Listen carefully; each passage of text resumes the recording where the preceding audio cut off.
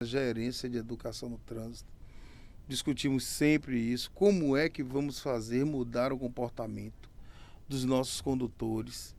A gente precisa aí, sempre fazemos algumas palestras nos colégios, então seria a base, né? Começar no colégio, ensinando as crianças o que é participar do trânsito, o que é você exigir do seu pai, da sua mãe quando estiver dirigindo, essas normas de trânsito, para que o trânsito possa, né, ser mais saudável para todos.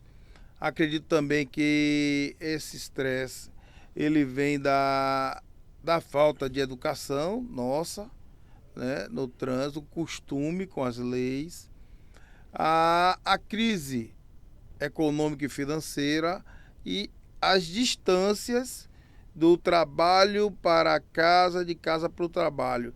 As grandes potências mundiais, onde tem os grandes países, as pessoas procuram estar próximos aos seus trabalhos. Isso talvez reduza bastante o estresse do nosso soteropolitano. E, atrelado a tudo isso, eu quero complementar ainda dizendo que os nossos motociclistas, buzinas, etc. Tal, eles precisam se readaptar, se reacostumar a esse trânsito que foi projetado para que cada um fique em uma via, ocupando o espaço de um carro. É isso que eles não entenderam.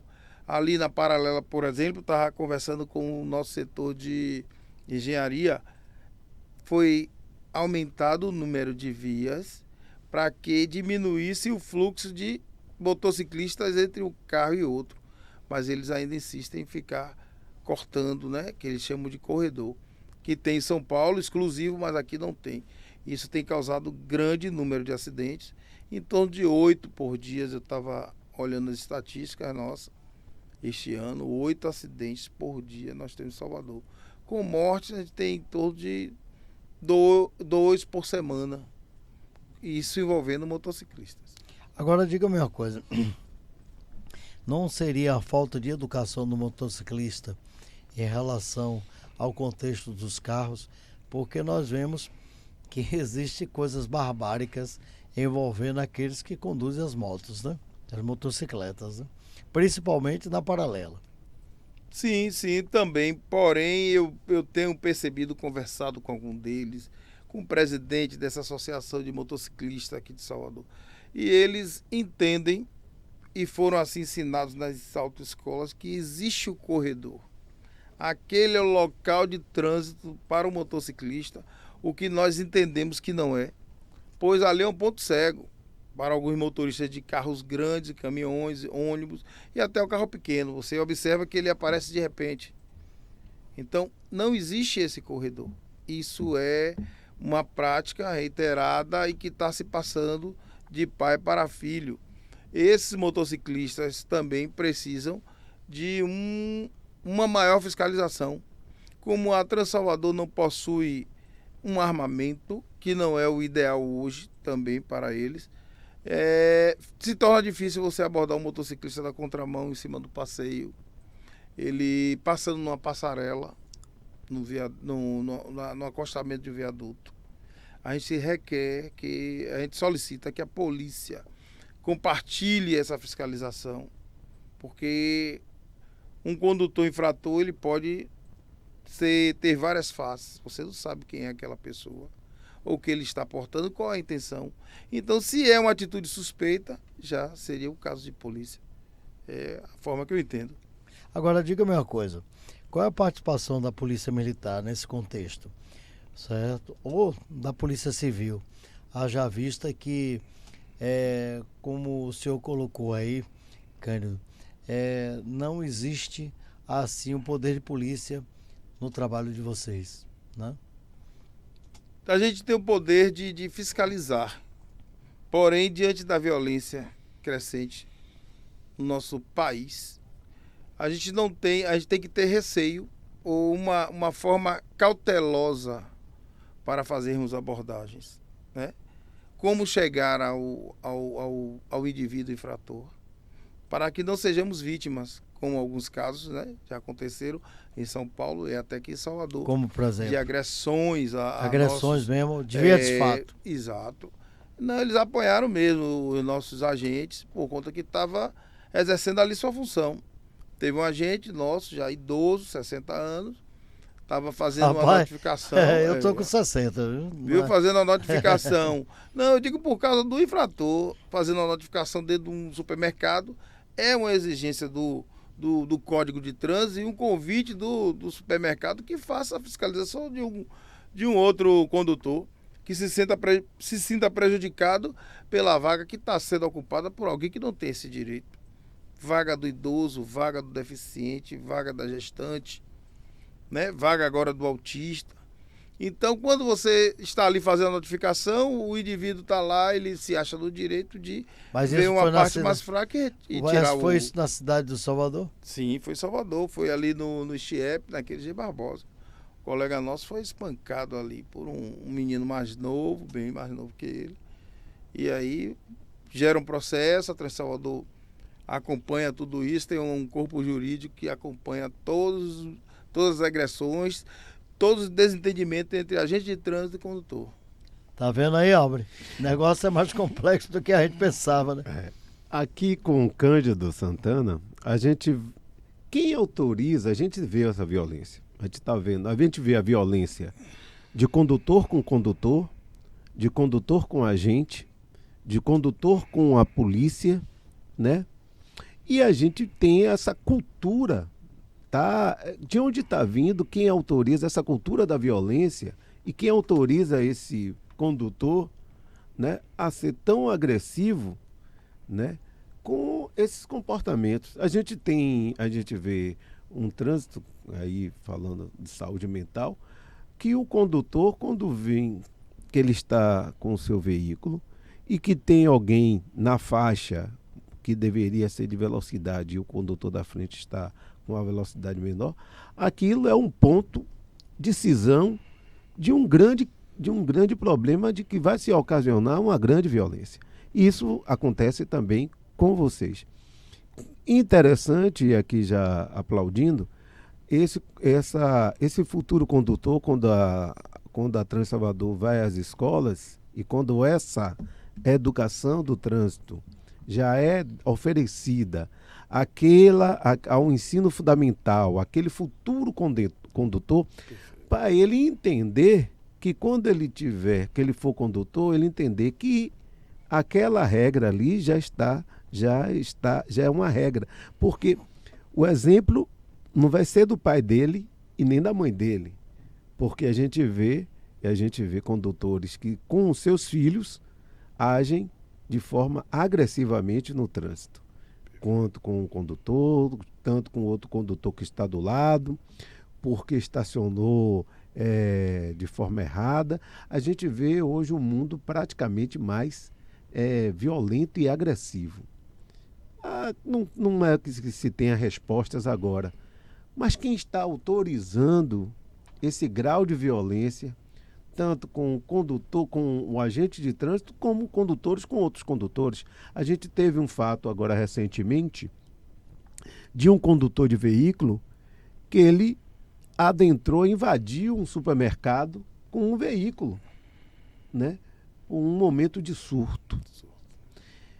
Como é que está hoje isso? Como é que vocês estão enfrentando esse mundo de violência dentro desse trânsito com tanta gente assim que se autoriza a agredir os outros? Hoje o trânsito, na realidade, ele não afeta somente os condutores, mas os nossos agentes também. Muitos dos nossos agentes são afastados por conta de problemas psicológicos que eles vêm sofrendo durante esses anos trabalhando em determinadas áreas externas com condutores agressivos. Muitas das vezes a gente recebe reclamações de comportamentos dos nossos agentes também, né? Extremamente grosseiros, agressivos. Para coibir tudo isso aí foi implantada a câmera corporal. Hoje tem a câmera que ele pode ser acionada quando ele estiver em contato com um condutor que esteja assim muito alterado, para que sirva de prova, né, para demonstrar num futuro processo, que sempre há, chamamento de nossos agentes ao Ministério Público para esclarecer determinados fatos, principalmente os condutores que são abordados nas blitz de alcoolemia. Então essas câmeras foram implementadas para poder provar de quem partiu a suposta agressão ou, né, Você xingamento. falou uma coisa interessante, cara. Transtorno de estresse pós-traumático. Estresse é uma resposta psicológica ou fisiológica a um agente estressor. Né? Trauma é ferida. Então, existe muitos estresses, muitos surtos nos agentes e também naqueles que estão conduzindo os veículos na cidade do Salvador. E são oriundos de quê?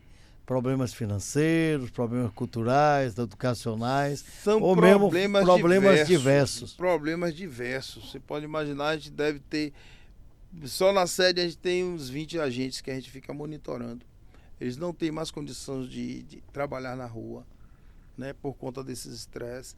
Alguns já foram aposentados precocemente e alguns já foram a óbito, entendeu? E a gente tem acompanhado diariamente cada um desses casos que lá nos aparecem. Parece uma coisa simples, mas não é tão simples. A gente tem um maior cuidado, coloca assistente social à disposição deles, a família sempre comparece, tem agentes que vão para suas casas e não retornam mais depois desses eventos. A gente precisa chamá-los de volta, a única forma seria cortar os dias para que ele apareça, para que a família venha dar um parecer de onde é que está o cidadão que deveria estar fazendo o papel dele. Agora diga-me uma coisa, qual é o efetivo hoje da... Nós temos 1.800 agentes com os novos que estão chegando, porém é uma coisa sazonal, eles estão naquela fase de concursos, muitos que entraram já saíram, pegaram a farda, experimentaram um pouco do prazer de fiscalizar trânsito, foram para as outras empresas que estão aí oferecendo, Petrobras, Polícia Rodoviária, Polícia Federal, Polícia Civil. Esses concursos todos. Explique aí. Eles são concurseiros. Entendi. Sim, as pessoas fazem. Entram no concurso, tomam posse. Uma média de concurso fazem um curso de formação. 30. 30? Você chama 30, mas na realidade você tem que ter 300 porque eles saem a todo tempo. Não até ele ficam? firmar. Até ele firmar. Na turma nossa, que foi em 99 para cá, acredito que 50% foi renovada porque muita gente foi embora para outros concursos. Entraram quantas pessoas na sua turma? Na minha turma, acredito, foi a formação, né, da Transalvador, 7 na época.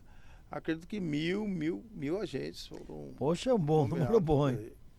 Porque foi o primeiro concurso. Agora, falando de números quantitativos, a gente tem um trânsito, não sei hoje a média, mas ao entrar, falando de licenciamento de veículos, até uma última pesquisa, acho que a gente tinha na média de uns 5.000 veículos licenciados por mês ou por ano, não sei exatamente, mas a gente tem um número elevado de veículos sendo licenciados todos os dias nessa cidade onde nós estamos chegando a 3 milhões de habitantes. Como é que está esse efetivo para atender a essa tão alta demanda de veículos e motos que estão entrando nas nossas ruas? Bem, eu vejo essa parte de muitos veículos. A gente faz a fiscalização, né? Diuturnamente, tem fiscalização de manhã, de tarde, à noite, todos os dias.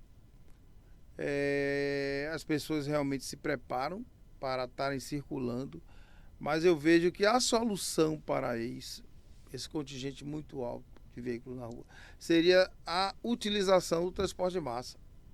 Se a população não aprender a utilizar esse transporte de massa que estão aí, a gente vai ter sempre aquele engarrafamento das 8 horas da manhã lá na Paralelo, das 18 ali no Iguatemi, né? Do meio-dia na Suburbana, porque o transporte de massa é a solução para aqueles pequenos deslocamentos que as pessoas fazem e não querem também sair do seu conforto, do seu veículo. São transportes confortáveis, está vinculado também a Transalvador, a CEMOB, né? Nossos agentes eles podem tanto estarem trabalhando no sistema de transporte como de trânsito. Eles são preparados para os dois sistemas, né, de fiscalização. E eu acredito que essa seria uma grande solução. Se você vai fazer um pequeno percurso, deixe seu carro num lugar próximo, tem os estacionamentos ali da estação de Pituaçu, deixe no shopping e vá ao centro da cidade que tem pouco espaço público para resolver seus problemas e retorne nesse grande transporte de massa que está sendo investido aí por toda a cidade. Agora me diga uma coisa, é interessante nós termos essa visão profilática, proativa, haja vista que a cidade de Salvador, hoje com 3 milhões de habitantes, está cada dia mais deixando de ser uma metrópole para virar uma megalópole. E é necessário se ter um processo de educação, porque o que nós estamos aí a viver, e foi explicitado aí rapidamente, é que falta o processo de educação das pessoas para que possam conviver numa comunidade na qual nós temos outros veículos, não só os automóveis particulares. Perfeito. Tem o sistema de transporte, tem o sistema de táxis, né? Táxi, Uberes hoje, Moto-Uber, que podem ser utilizados em substituição. Nossa cidade é uma cidade litorânea, é uma cidade que tem muito atrativo para bares, festas noturnas. Então requer uma conscientização maior dessas pessoas. Hoje a maioria dos acidentes acontece à noite, a partir das 3 horas da madrugada. Os acidentes normalmente são sábado e domingo, de sexta para sábado e de sábado para domingo. Quinta, sexta, sábado e domingo. Sexta e sábado eu pico. E as coisas... A maioria na paralela. A paralela hoje está até melhor por causa da sua quantidade de vias que foram implementadas. É sempre na chegada próxima à casa, num cruzamento, numa curva. A Orla tem muitos? A Orla tem muitos acidentes. É um lugar muito proveitoso, tem muitos bares. E a velocidade ali que você pode atingir com um veículo desse, potente, é muito grande. Eu aqui conversando sobre isso, a gente falando sobre a questão do condutor hoje e do conforto que ele quer ter aquele veículo, que ocupa praticamente 4 metros quadrados ali com aquele veículo, para um transporte individual.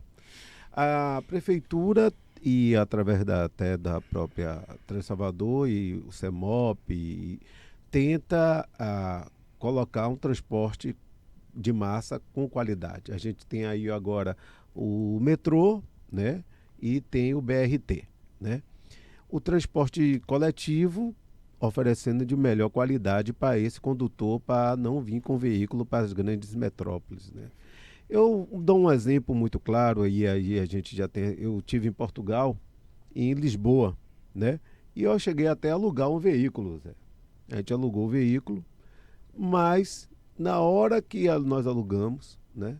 O próprio hotel que me recebeu informou: se você vai para Lisboa, nem precisa tirar o carro daí da garagem.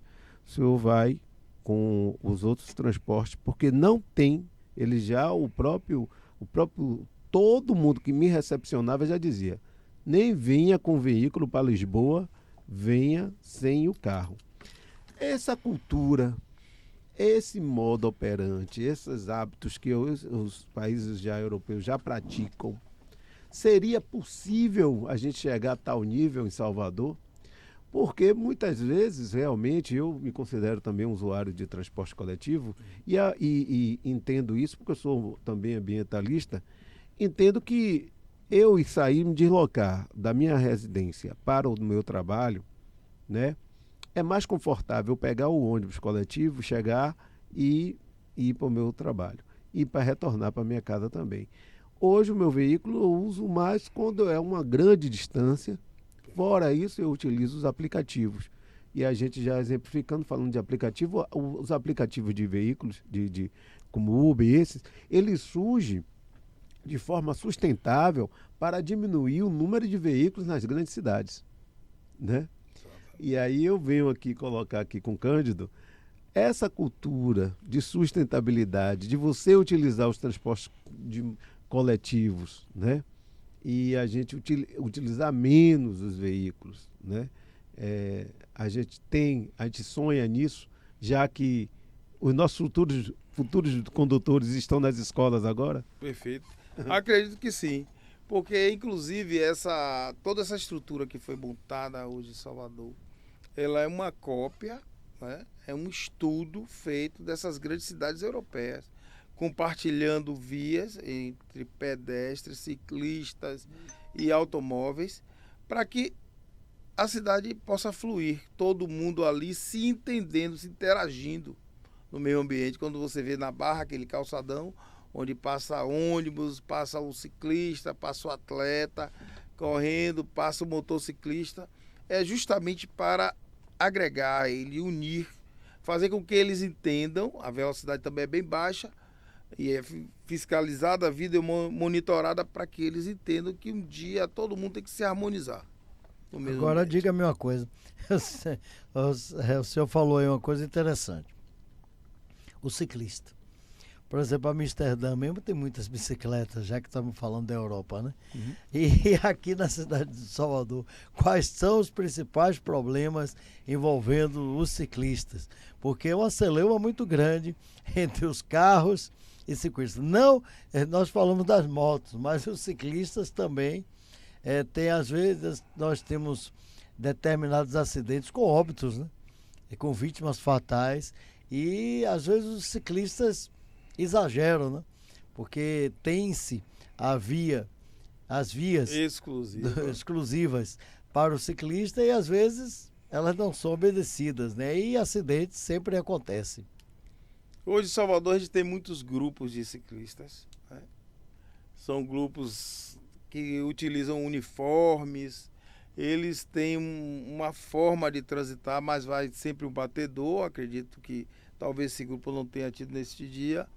Pessoas com experiência na parte externa, eu vejo que eles não utilizam, porque é um grupo muito grande, eles não utilizam a ciclovia, por ser estreita, e pegar um atrás do outro, ele anda em comboios, eles matam uma faixa e meia da via, mas é uma coisa para se estudar. Como hoje, a gente tenta conversar e convencer. Um dia como hoje, sexta-feira, em que as pessoas exageram na bebida, ou sábado, porque sábado para domingo, né, é pior. Aí os ciclistas resolvem sair em comboio, aí vem lá alguém que exagerou na bebida a 100 km por hora e a fatalidade acontece, né? Acontece sempre, não é recomendável, principalmente nesse horário que eu disse a vocês, entre 3 e 4 horas da manhã. Que é um horário que as pessoas estão mais agitadas, estão saindo para casa, estão querendo chegar em casa, né? E já tomaram umas 10, né? Exato. E aí, meu amigo, é coisa. Mas assim, no início da noite ainda dá para aproveitar e não ser vitimado. Porém, o conselho que eu dou é ande na ciclovia.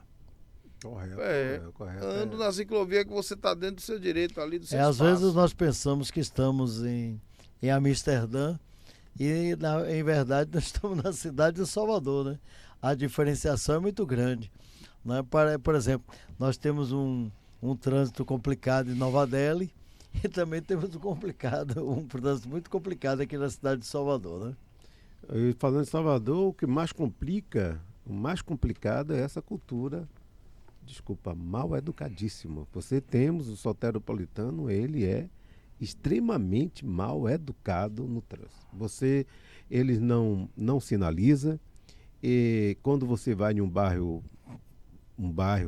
ok, e se ele for morador do bairro e ele parar o carro no meio da rua para conversar com um amigo ou com a namorada, e se você é uma via, e se você incomodá-lo, é capaz de você apanhar, porque ele é morador do bairro, ele pode parar o veículo ali no meio da rua para tirar dúvida. Então a gente tem uma cultura realmente agressiva, desrespeitosa, fugindo todas as regras do trânsito. Agora, Isso se estende, e aí a gente vai tocar num assunto onde mexe diretamente com esse agente, esse condutor, que quando se fala que o profissional é um profissional agente de trânsito da Transalvador, é altas críticas por causa dos valores das multas que são cobradas àquela placa de veículo que está ali, e o papel do condutor, do agente é punir dentro das regras a qual está ali no Código de Trânsito. Então, a gente vê altas críticas. Vamos criticar a Transalvador.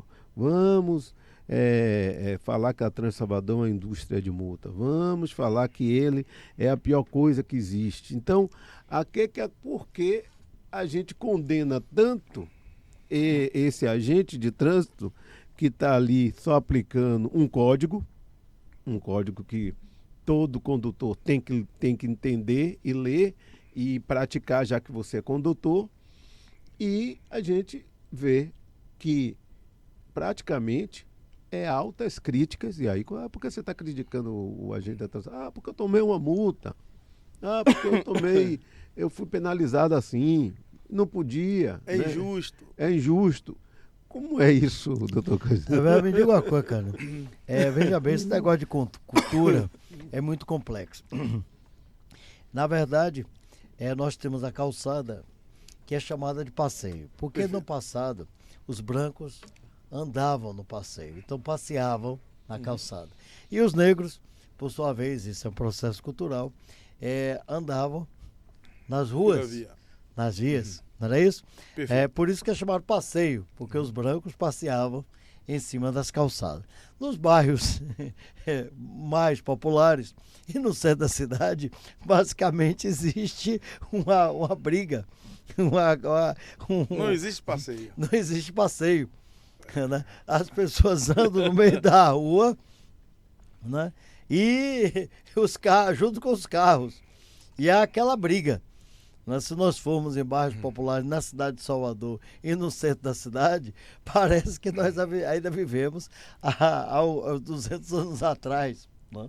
Em que as pessoas que tinham a melanina acentuada andavam na rua, né? E os nobres, ou seja, os brancos, andavam nas calçadas, ou seja, em seus passeios, que por sua vez acabaram sendo denominados de passeio. Será que essa cultura pode ser mudada? Porque é uma briga, viu? É uma celeuma muito grande, os carros aqui e o povo ali, né? Você vai aqui para ali, então tem-se que ter muito cuidado. É a mesma coisa quando nós andamos na paralela e encontramos um motociclista, né? Vai para um lado, vai para o outro, né? E você está no meio, você tem que dirigir para si e dirigir para os outros. Porque se der um toque no motociclista ali, é uma problema grande. Aí o cara está com o carro ali, o indivíduo está no meio da rua, dá um toque, meu amigo, guerra pro resto da vida. Agora, são muito unidos. Falando dos bairros vaidosos, que são os bairros mais nobres, e os bairros periféricos. A gente também, Zé, tem que analisar que essa ausência do passeio, porque esses bairros, falar de Salvador, não teve planejamento, porque nós, melanina acentuadas, éramos proibidos até de ter terras. Quando teve a libertação, preto e pobre não tinha, descendente de escravo era proibido de ter tal propriedade. Então, a população teve que se criar os seus bairros. A população como forma de sobrevivência. Os morros. Então que eram fazendas no passado, então aí, é verdade. Os bairros não foram planejados. Se você falar de um bairro... Não é igual a Brasília, né? Quando a gente falar da Pituba, a Pituba foi planejada por Teodoro Sampaio, né? Por engenheiros. Se você fala de bairros como a Barra, foi planejada. Agora, quando a gente fala dos bairros outros, a gente fala... se você for falar do subúrbio ferroviário, até pouco tempo não era asfaltada. Isso é muito recente. Ou mesmo o Jardim da Lá. Porque o Jardim de Alá, Antônio Carlos Magalhães tirou o povo dali da tora, né? Natoramente. Mas eles estavam invadindo uma área Natoramente. Que foi uma confusão danada, né? Futuro, né? Porque ali, o que hoje é o Jardim de Alá, era a praia do Chega Negro. Né? Você sabia disso? Era a praia onde chegavam os negros, os navios chegavam ali, o Chega Negro. E ali tinha-se uma quantidade de casas populares com a comunidade popular. E Antônio Carlos Magalhães, quando foi prefeito da cidade de Salvador, pegou pesado e eliminou ali, né? A criar a via, Os né? bairros hoje a gente tem um grande problema. Todos os sinais de linha, eles estão ocupados, né? A gente trabalha com transporte público por feiras ambulantes permanentes, não são nem itinerantes. Eles não tiram nem as coisas do passeio da via. A Lapa, ali na entrada Nordeste da da Lapa mesmo. Amaralina, Tancredo Neves, se vocês tiveram a oportunidade de ir lá em Cajazeiras, né, naquela feirinha, Largo da Feirinha, eles retornam. Apesar da prefeitura, que já é outro órgão, construir a CEMOP, né, construírem lá o mercado, eles preferem vender na via, na proximidade do ponto de ônibus. Você foi em Castelo Branco, você vai verificar isso aí. E no Nordeste de Amaralina a gente transferiu um final de linha para um outro ponto, porque existe barracas de feira montada justamente Tá vendo aí, na Albert? via. O negócio é Em frente a complexo. Né? comércios, como está na Avenida 7, grandes comerciantes pagando IPTU, ICMS, tudo, e o ambulante ali na frente vendendo mercadoria similar. Porque E ocupando todo o espaço. o ambulante, ele analisa da seguinte forma: se aqui passa muita gente, Eu tenho que vender. eu vou então botar meu Aqui. produto aqui, né? A Avenida Joana Angélica virou uma grande feira de São Joaquim, né? Um horte grande. Hoje, se você procurar, antes da Avenida Angélica, a Avenida Joana Angélica vendia-se livros, perfumes, Perfeito, as lojas. As livrarias todas livrarias fechadas. todas eram lá. Hoje, se As você- livrarias todas fechadas. Se A gente você- não compra mais livro para os filhos, né? E hoje, se você quiser comprar hortifruti no centro da cidade, As livrarias hoje. Vai a Virou. Dona Angélica, né? lá na Joana Angélica. Você hoje, as livrarias, É porque você eu as vejo ali um tem. grande comércio, mas existe por trás desse comércio um comerciante. As Ele livrarias hoje. distribui, um Claro. grande comerciante, ele distribui e depois passa arrecadando. As livrarias hoje, se você as tem, As quando vendas as do dia. tem, as livrarias hoje, quando as tem, estão localizadas Dentro no dos shopping. shoppings. nos shoppings. E aí é outro status quo, é outra elite, né? Eu acho que as únicas livrarias que nós ainda temos fora do shopping é a Paulinas, que é ali na Piedade, Piedade. não é? A Paulos, Cultura Paulina. a Vozes fechou ali, e Mas mais a na pandemia frente ali no ajudou. fórum você tem a livraria Adventista. Fora disso você não tem mais livrarias. Mas a pandemia ajudou a minimizar essa A Vozes, aceitação, que era o grande né? centro Essa do frequência intelecto, da população em livraria. a, Vejo que a a pandemia- Vozes, Colocou muita gente vinculada aos aparelhos eletrônicos, a ler livros eletrônicos, né? As faculdades hoje têm suas bibliotecas eletrônicas, não precisa mais ter nada tão físico lá. Mas é isso, eu vejo que a pandemia modificou o comportamento humano. ali No mundo. no centro da cidade mesmo, tinha a Voz que fechou. E no passado tinha a Civilização Brasileira, né? Que é da nossa época, né? Perfeito. Que há 30, 40, não, 30 não, 40 anos atrás, que era o point, né? A Rua Chile era o destaque, né? Ali a Cubana, ali quando chegava ali no Relógio de São Pedro, tinha-se a Primavera. Era outro status quo, era outra realidade, né? Que hoje não existe mais na cidade de Salvador. Inclusive, uma das grandes coisas que nós temos hoje que analisar, e é outra pergunta, é que o centro da cidade de Salvador, em termos de trânsito, ele está altamente mutuado, né? E Mesmo assim, eu digo a vocês que foi feito um estudo e foi feito limitações e restrições. Você vê que Pelourinho, você tem uma restrição até onde pode ir qualquer carro, exceto os de comerciantes. O tamanho dos veículos que podem circular, tanto nas vias Paralela, Bonocô, Orla e Avenida 7 de Setembro, Baixo Sapateiro, esses veículos foram reduzidos para que comportassem os nossos pequenos, né, veículos também e evitassem grandes acidentes. Tem um horário de circulação que é mantido, né, fiscalizado eletronicamente. Carreta, caminhões não podem circular em determinado horário dentro da cidade, para evitar justamente o fluxo intenso, o acidente que já acontecia no passado e hoje se você observar, não está existindo mais. Agora existe um horário que é liberado que você vai chegar na cidade, você vai ver muita carreta passando, principalmente na paralela. E o carnaval? Como é que vamos fazer com o trânsito do carnaval? Porque o carnaval agora vai pra orla, né?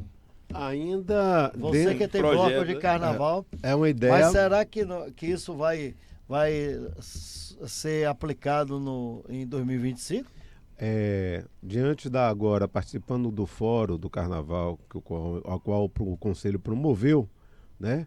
E nas falas do próprio prefeito e até do superintendente da Saltur, essa possibilidade ainda para o carnaval de 2025 não está ainda concretizada. Agora, diante de todas essas situações, uma da fala do prefeito que foi bem, a gente prestou bastante atenção, essa decisão ele informou que não vai ser só tomada pela prefeitura.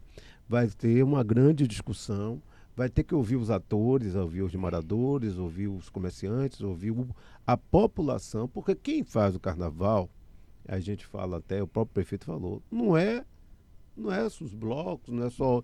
É o povo. É um estado de espírito. Então é o povo que faz o carnaval. Esse hábito de você querer, não, vamos tirar daqui e botar em tal lugar. Existe uma egrégora, isso não né? acontece de Porque tal forma. É o Povo. povo que faz assim, eu verdade. quero estar no Campo Grande, eu quero estar no Centro Histórico, eu quero estar na Barra. Então não vai ser uma decisão única, unilateral, né? Nem do próprio Conselho. Isso é uma coisa que tem que ter uma ampla discussão sobre isso. Agora, a outra conversa que eu cito, teve até Aragã, acho que eu me lembro dessa... Cristina Aragon. Ela me fala muito, gostava muito das falas dela. Ela Foi o falava, nosso superintendente. e ela fala uma fala que eu achava interessante. Olha, meu filho, as cidades são construídas para a gente e não para veículos. E é isso que a gente está querendo passar, porque a gente sabe das grandes necessidades, do deslocamento, hoje já existe, a gente já fala Secretaria da Mobilidade, né? Porque a gente tem que pensar muito nisso. E o que eu entendo muito, que a gente vê, é que existe um certo status de poder nas pessoas em ter, e principalmente do brasileiro, eu quero ter um carro, eu quero ter uma moto. Não, tem gente que tem 5 carros e não tem garagem para botar carro. Então, assim, essa cidade não comporta... Você conhece um, né? Então, isso não comporta tanto veículo dentro de umas ruas. Então, vamos pensar mais. Essa Trans-Salvador está pensando com essa política, cidades para gente e não para veículos. Sim, eu acredito que a nossa equipe de projetos, né? Eles viajam muito o Brasil inteiro. Alguns gestores vão para fora do país para estudar o que tem de mais moderno no trânsito. A forma, as sugestões chegam. Uma vez eu trabalhava com ouvidoria, o cara levou lá um projeto que ele dizia, olha, tem que reduzir o tamanho do veículo. Se você convencer alguém a fabricar só aquele Mini Cooper, resolve-se o problema do trânsito. Era a ideia desse cidadão que foi lá e levou o projeto. O projeto não é nosso, não. Levou, foi apresentado à diretoria, tem essa sugestão aqui. Ele diz, se você delimitar o dia de sair determinados tipos de carro, é uma outra sugestão. Eu acredito que a evolução vai chegar nesse ponto. Porque as pessoas precisam realmente usar a cidade como pessoas e não motorizadas, né? Robotizadas. Agora, o negócio interessante é que aí passa pelo processo axiológico de valores, né? De megalomania, de mania de grandeza e de ego. Uhum. Porque quanto maior o carro, mais pomposo ele é, né? Por exemplo, o Volkswagen, né? Foi uma criação de Hitler, né? Exato, porque Hitler ele defendia o Wolf, o Reich e o Führer. E o Wolf era o povo. Então o Volkswagen era o carro do povo. Era pequenininho. Era pequenininho. Mas só que, se você coloca um carro pequenininho dentro do status quo de alguém que tem um padrão financeiro a maior, né, a coisa muda de figura. Porque quanto mais pomposo o carro e quanto maior ele mais valor ele tem no mercado. Né? Ele dizia assim para mim, olha, se você aqui só estaciona 10 carros, se forem todos mini, você vai estacionar 20, 30.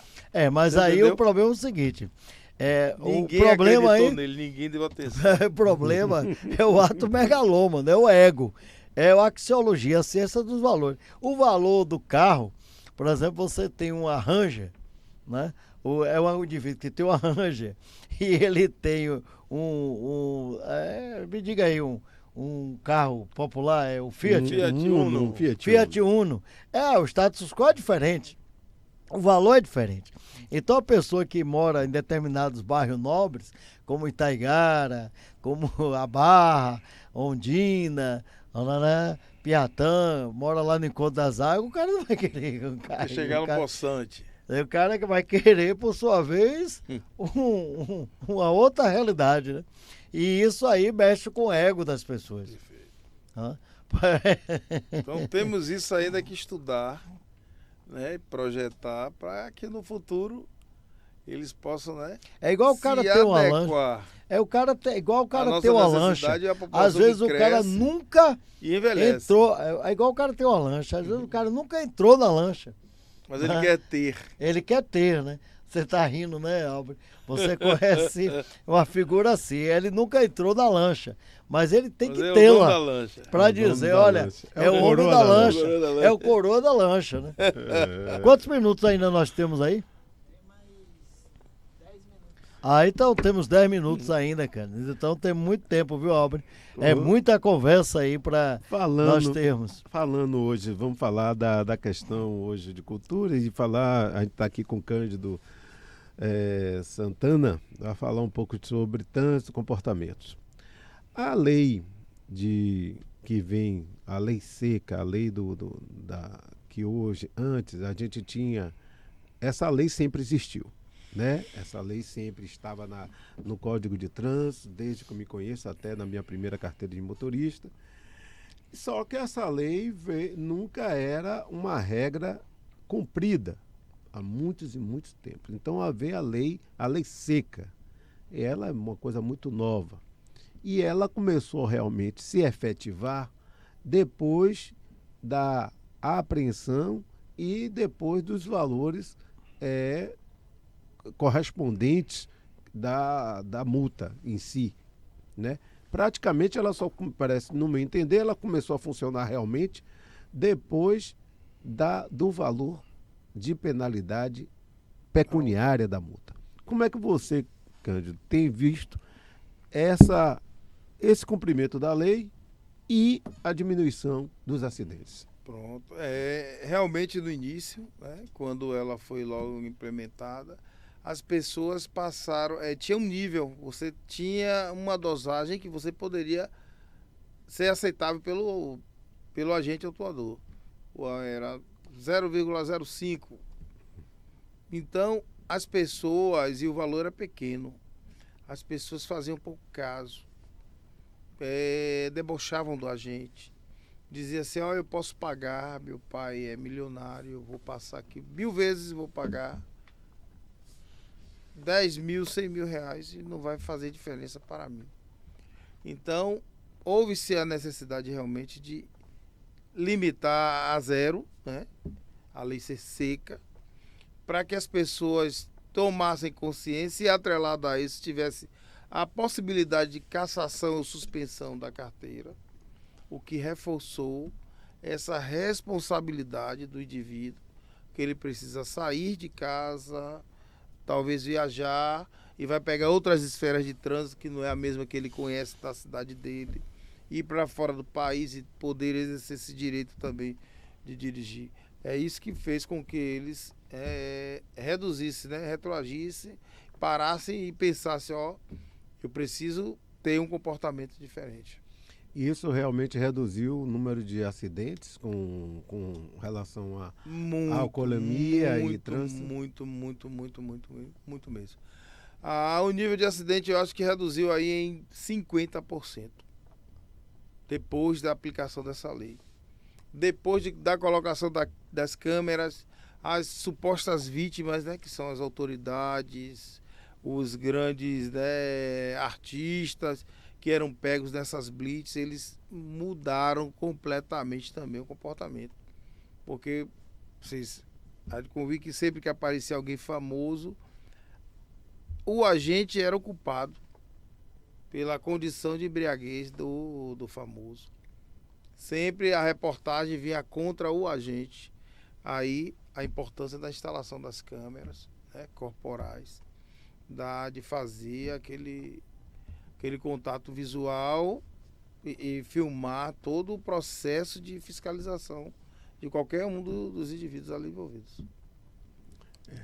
Tá vendo como mudou-se a cultura? A cultura antes, todo mundo não respeitava a regra e vamos beber mesmo e vamos dirigir. Olhe como a coisa funcionou. Como o negócio começou a mexer no bolso, né? O bolso é o órgão mais sensível do corpo humano, né? O maior, como eu falei anteriormente, o maior órgão do corpo humano é a pele, mas o mais sensível é o bolso, né? O bolso. Então, filosofia com Dendê, né? E que é com o Dr. Cândido Santana, falando de trânsito, falando de comportamento desse condutor, falando de estresse, falando de mobilidade urbana de nossa cidade, falando de o que nos espera, o que nós vamos pensar daqui para diante nesses nossos comportamentos para você se deslocar dentro de uma cidade, de forma que a gente consiga se entender, né? Trânsito, ser humano, a gente, essa cidade precisa se interligar mais, ser mais humana, ser mais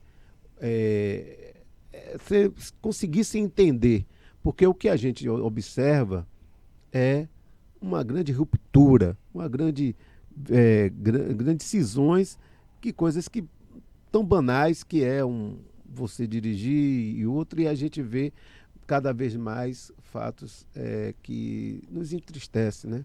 Você acabar tirando a vida de um próximo porque o cara buzinou, o cara bateu o veículo. A que ponto nós estamos chegando? Esse comportamento humano.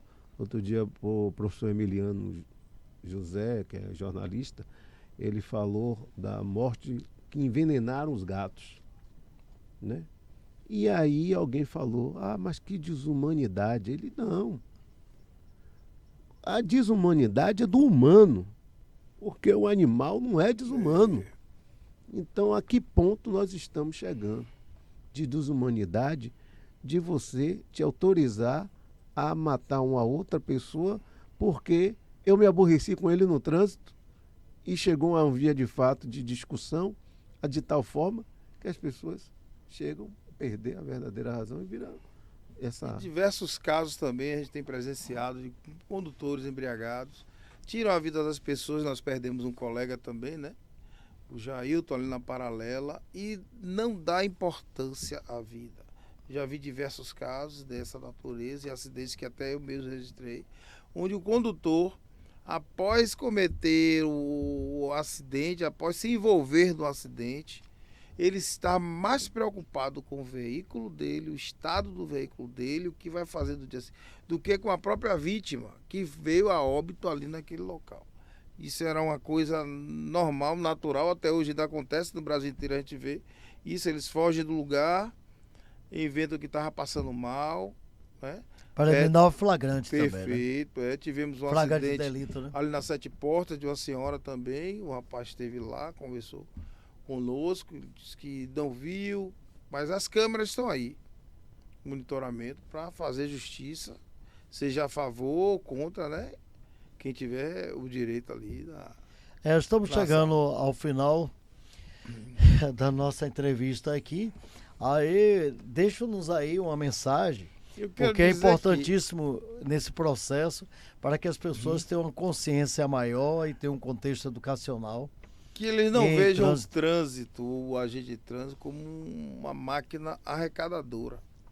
Pois aquela arrecadação é justamente para aprimorar, para manter toda essa estrutura de via que tem aí, radares e sinaleiras que as pessoas, e postes que as pessoas derrubam todo dia, né? Avançam, derrubam radar, postes, sinaleiras, que são caríssimas, são todas eletrônicas, monitoradas hoje por uma empresa, né?